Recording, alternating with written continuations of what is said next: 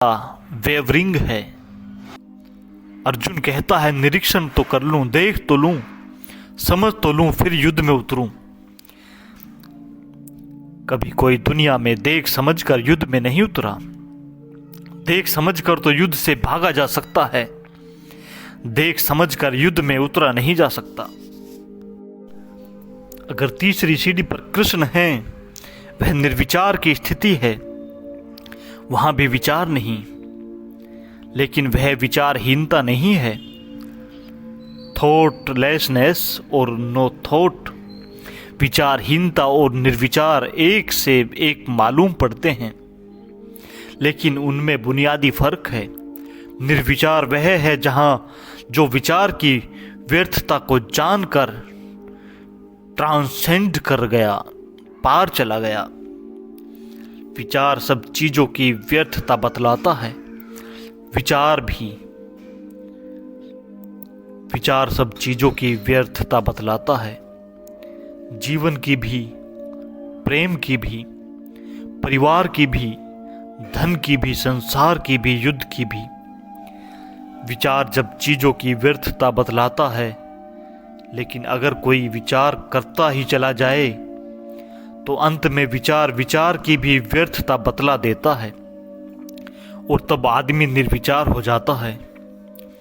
फिर निर्विचार में सब ठीक वैसा ही हो जाता है संभव जैसा विचारहीन को संभव था, लेकिन क्वालिटी गुण बिल्कुल बदल जाता है।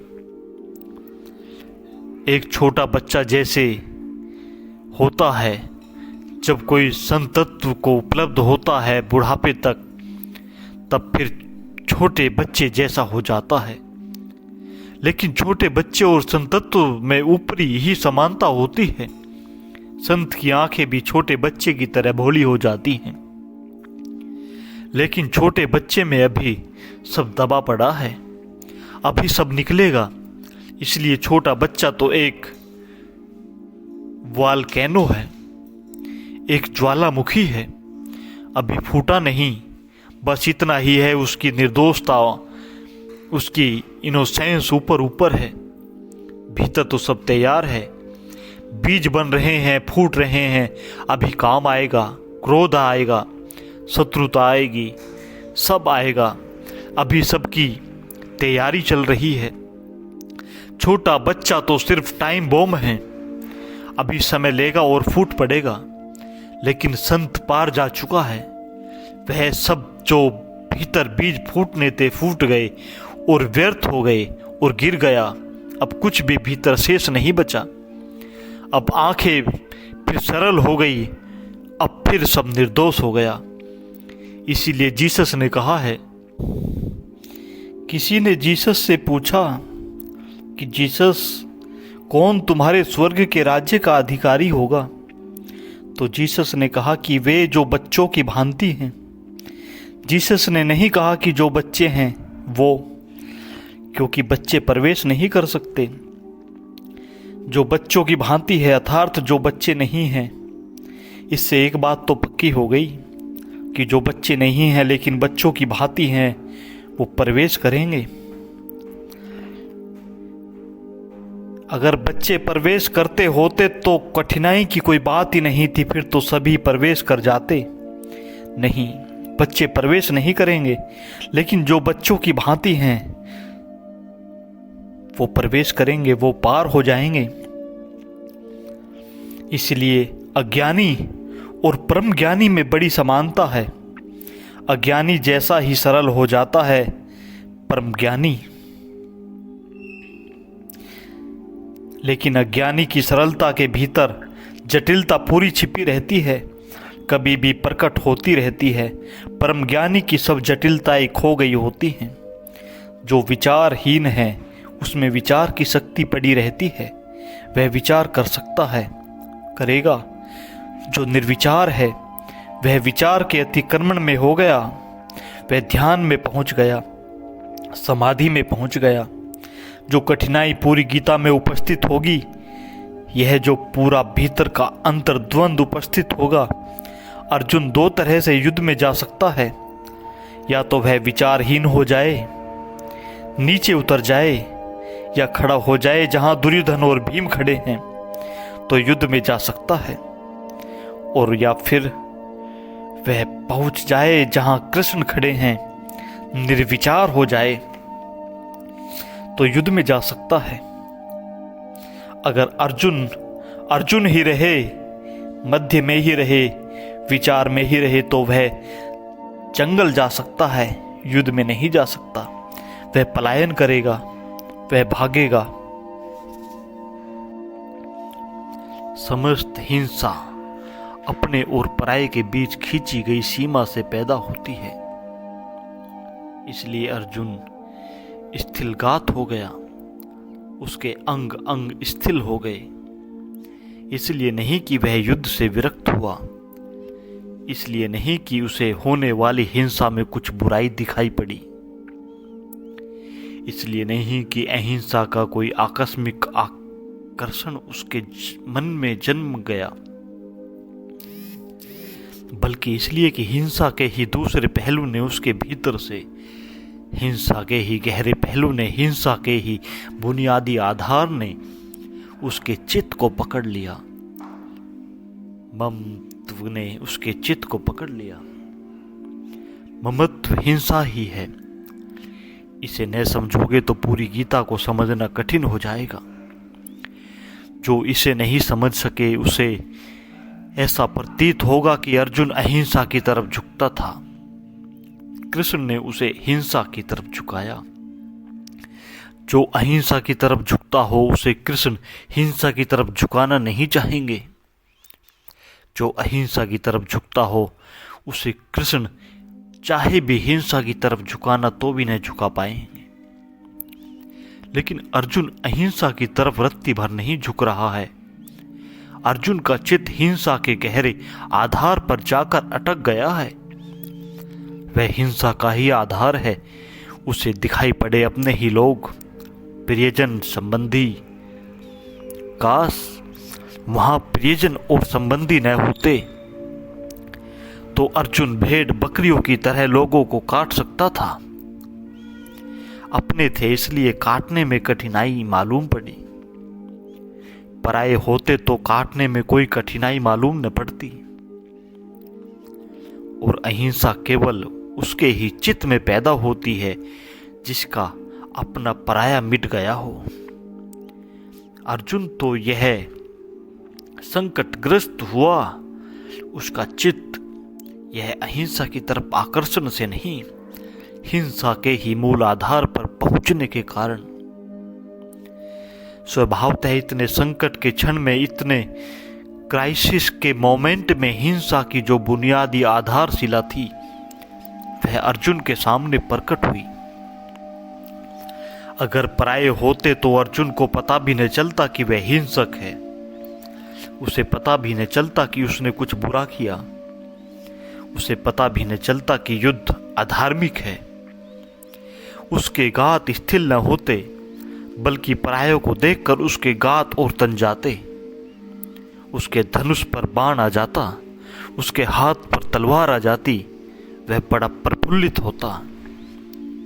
लेकिन वह एकदम उदास हो गया। इस आदमी ने उसे अपने चित्त की हिंसा का मूल आधार दिखाई पड़ा। उसे दिखाई पड़ा कि इस संकट के क्षण में उसे ममत्व दिखाई पड़ा। यह बड़े आश्चर्य की बात है कि अक्सर हमें अपने चित्त की गहराइयों को केवल संकट के क्षणों में ही देख पाते हैं। साधारण क्षणों में हम चित्त की गहराइयों को नहीं देख पाते। साधारण क्षणों में हम साधारण जीते हैं। असाधारण क्षणों में जो हमारे गहरे में गहरे छिपे है वह प्रकट होना शुरू हो जाता है। अर्जुन को दिखाई पड़ा, मेरे लोग, युद्ध की विभत्सा ने, युद्ध की संकीर्णता ने, बस अब युद्ध शुरू होने को है, तब उसे दिखाई पड़ा, मेरे लोग। काश अर्जुन ने कहा होता युद्ध व्यर्थ है, हिंसा व्यर्थ है, तो गीता की किताब निर्मित न होती।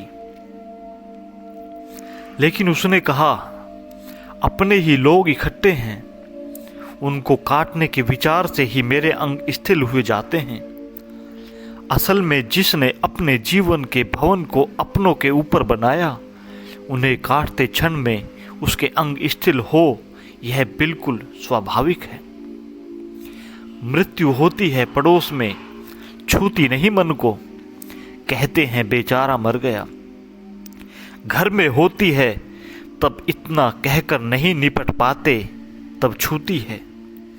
क्योंकि जब घर में होती है, अपना कोई मरता है तो हम भी मरते हैं, हमारा भी एक हिस्सा मरता है। हमारा भी इन्वेस्टमेंट था उस आदमी में, हम भी उसमें कुछ लगाए थे, उसकी जिंदगी से हमें भी कुछ मिलता था, हमारे मन के भी किसी कोने में उस आदमी ने भरा था। पत्नी मरती है तो पत्नी ही नहीं मरती, पति भी मरता है। सच तो यह है कि पत्नी के साथ ही पति पैदा हुआ था, उसके पहले पति नहीं था। पत्नी मरती है तो पति भी मरता है, बेटा मरता है तो माँ भी मरती है, क्योंकि माँ बेटे के पहले माँ नहीं थी। माँ बेटे के जन्म के साथ ही माँ हुई। जब बेटा जन्मता है तो एक तरफ बेटा जन्मता है, दूसरी तरफ माँ भी जन्मती है। और जब बेटा मरता है तो एक तरफ बेटा मरेगा, दूसरी तरफ माँ भी मरती है। जिसे हमने अपना कहा है उससे हम जुड़े हैं, हम भी मरते हैं उसके साथ। अर्जुन ने जब देखा कि अपने ही सब इकट्ठे हैं, तो अर्जुन को अगर अपना ही आत्मघात सुसाइड दिखाई पड़ा हो तो आश्चर्य नहीं। अर्जुन घबराया नहीं दूसरों की मृत्यु से, अर्जुन घबराया आत्मघात की संभावना से। उसे लगा सब अपने मर जाएं तो मैं बचूंगा कहां। यह थोड़ा सोचने जैसा है। हमारा मैं हमारे अपनों के जोड़ का नाम है। जिसे हम मैं कहते हैं वह मेरों के जोड़ का नाम है। अगर मेरे शब्द मेरे विदा हो जाएं तो मैं खो जाऊंगा, मैं बच नहीं सकता। यह मेरा मैं कुछ मेरे पिता से, कुछ मेरी माँ से, कुछ मेरे बेटे से, कुछ मेरे मित्र से, इन सब से जुड़ा है। आश्चर्य तो यह है जिन्हें हम अपना कहते हैं उनसे ही नहीं जुड़ा, जिन्हें हम पराये कहते हैं उनसे भी जुड़ा है। परिधि के बाहर लेकिन उनसे भी जुड़ा है। तो जब मेरा शत्रु मरता है तब मैं भी थोड़ा मरता हूं, क्योंकि मैं फिर वह नहीं हो सकूंगा जो मेरे शत्रु होने पर मैं था। शत्रु भी मेरी जिंदगी को कुछ देता था। मेरा शत्रु था, होगा शत्रु, पर मेरा शत्रु था। उससे भी मेरे मैं का संबंध था। उसके बिना मैं अधूरा और खाली हो जाऊंगा। अर्जुन को दूसरों का घात होगा ऐसा दिखाई पड़ता तो बात और थी। अर्जुन को बहुत गहरे में दिखाई पड़ा, यह तो मैं अपनी ही आत्महत्या करने को उत्सुक हुआ हूं, यह तो मैं ही मरूंगा। मेरे मर जाएंगे तो मेरे होने का क्या अर्थ। जब मेरे ही न होंगे तो मुझे सब मिल जाए तो भी व्यर्थ। यह भी थोड़ा सोचने जैसा है। हम अपने लिए जो कुछ इकट्ठा करते हैं वह अपने लिए कम, अपनों के लिए ज्यादा होता है। जो मकान हम बनाते हैं वह अपने लिए कम, अपनों के लिए ज्यादा होता है। उन अपनों के लिए भी जो साथ रहेंगे और उन अपनों के लिए भी जो देखेंगे और प्रशंसा करेंगे, और उन पराये अपनों के लिए भी जो जलेंगे और ईर्ष्या से भरेंगे।